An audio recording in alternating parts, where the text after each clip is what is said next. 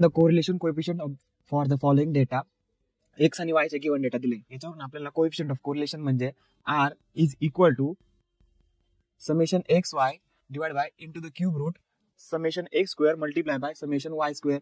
या फॉर्म्युल्यात व्हॅल्यू टाकून आपल्याला आर ची व्हॅल्यू फाइंड करायची. तर त्यासाठी काय करावं लागेल पहिले, तर त्यासाठी आपल्याला पहिले नंबर ऑफ डेटा पॉईंट किती आहे म्हणजे एन इज इक्वल टू किती ते बघा फाइंड करावं लागेल. मग 1 2 3 4 आणि 5, मग 5 नंबर ऑफ डेटा पॉईंट आहे. मग एन इज इक्वल टू 5. त्याच्यावरून आपल्याला मीन काढावं लागेल. मीन दोन काढायचे आपल्याला, एक एक्सचा एक वायचा. तर एक्स पहिला मीन म्हणजे आपला एक्स बार. एक्स बार कसा काढायचा, मग ज्या एक्सच्या व्हॅल्यू आहे ते या फॉर्म्युला टाकायच्या. X bar is equal to 200 plus 500 plus 400 plus 700 plus 800. आता डिवाइड बाय किती नंबर ऑफ डेटा पॉइंट्स आहे 5, मग divide by 5 is equal to, यांचं कॅल्क्युलेशन केलं एक्स बार भेटला आपल्याला 520. आता नेक्स्ट वाय बार. वाय बार मध्ये वायच्या व्हॅल्यू पुट करायच्या. मग 12 plus 18 plus 16 plus 21 plus 10 divide by 5 is equal to, यांचं कॅल्क्युलेशन केलं वाय बार भेटला आपल्याला 15.4 झालं. आता नेक्स्ट आहे कोएफिशिएंट ऑफ कोरिलेशन. असा क्वेश्चन आला एक्झाम मध्ये, तर पहिले काय करायचं, 7 नंबर ऑफ कॉलमचं टेबल बनवायचं. तर त्या टेबल मध्ये काय करायचं, आता एक्स आणि स्मॉल एक्स आणि ज्या व्हॅल्यू आहे, स्मॉल एक्स ला ए कन्सिडर करायचं आणि स्मॉल वाय ला बी कन्सिडर करायचं. मग त्या व्हॅल्यू ए आणि बी म्हणून पुट करायच्या. त्या व्हॅल्यू आता लिहून घेऊ आपण टेबल मध्ये. 200 500 400 700 800 या व्हॅल्यू पुट झाल्या. आता बी च्या व्हॅल्यू पुट करून घेऊ, म्हणजेच वायच्या 12 18 16 21 आणि 10. आता या व्हॅल्यू पुट झाल्या. आता याच्यावरून आपल्याला कॅपिटल एक्स त्याची व्हॅल्यू कशी फाइंड करायची. आता आपण जी कॅपिटल एक्स ची व्हॅल्यू कशी फाइंड करायची, X is equal to A minus X bar आणि Y is equal to B minus Y बार.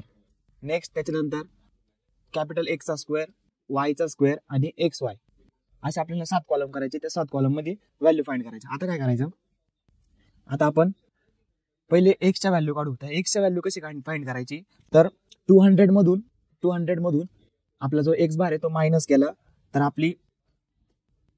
आपली एक्सची व्हॅल्यू येईल -320 आणि बी मधून वाय बारची व्हॅल्यू मायनस केली तर आन्सर येईल आपलं -3.4.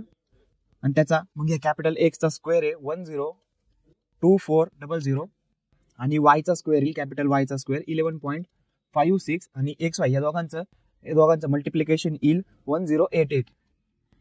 असंच आपण पूर्ण टेबल तयार करून घेऊ. आणि तुम्हाला जर माहित करायचं असेल तर कॅल्सी मध्ये हा टेबल कसा तयार करायचा पटकन, तर डिस्क्रिप्शन मध्ये एका व्हिडिओची लिंक आहे, त्या लिंकवर क्लिक करा. तुम्ही तुम्हाला एक व्हिडिओ दिसेल, त्या व्हिडिओमध्ये डिटेल एक्सप्लेनेशन आहे टेबल कसा तयार करायचा, न्यूमेरिकल कॅल्सी मध्ये कमीत कमी वेळात कसं काय सॉल्व्ह करायचं. तर आता आपण टेबल पूर्ण लिहून घेऊ.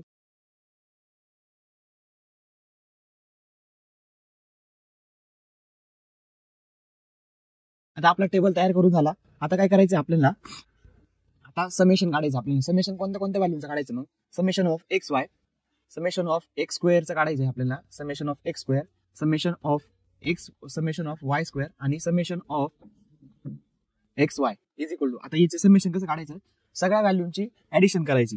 आता ऍडिशन केली ना आपल्याला व्हॅल्यू भेटली समेशन एक्स स्क्वेअरचं 2284030. आता समेशन वाय स्क्वेअरचं समेशन आहे 79.20 आणि एक्स वायचं समेशन आहे 460.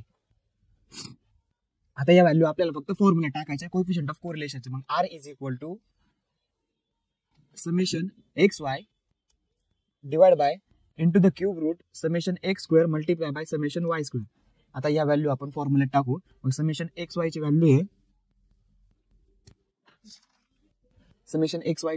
460 divide by into the cube root summation X square ची value 2280000 multiply by 79.20 is equal to. आता हे व्हॅल्यू कॅल्सी टाकल्या, आर ची व्हॅल्यू भेटली आपल्याला.